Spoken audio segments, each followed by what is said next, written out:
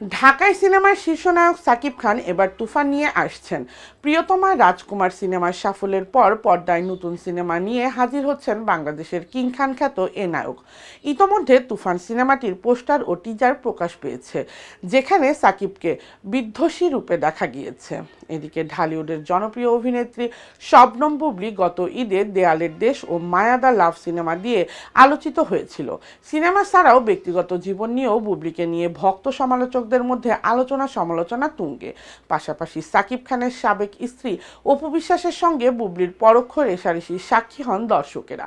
সেই সুবাদে ক্যামেরার সামনে সাকিব খানের প্রসঙ্গ চলেই আসে। রাজকুমারের মতো এবার তুফান নিয়েও বুবলিকে প্রশ্ন করেছেন সাংবাদিকরা। তুফান নিয়েও ইতিবাচক জবাব দিয়েছেন চিত্রনায়িকা বুবলি।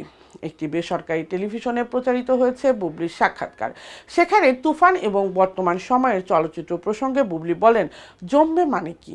মানে আমরা তো এই জমজমাট ইন্ডাস্ট্রি চাই সবসময়, জমে ক্ষীর হবে, শুধু অপেক্ষা। তুফানের টিজার কেমন লাগলো প্রশ্নের জবাবে বুবলি বলেন, খুবই ভালো হয়েছে সত্যি। পুরো সাক্ষাৎকারে সামাজিক মাধ্যমে তাকে নিয়ে চলমান মন্তব্য এবং হেনস্থা নিয়ে কথা বলেন বুবলি।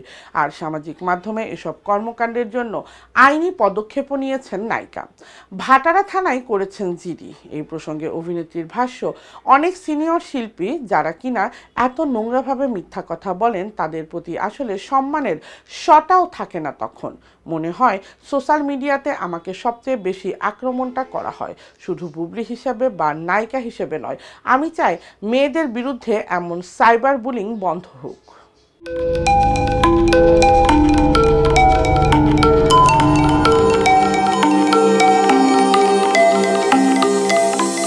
টিভি দেশ ও দশের কথা বলে।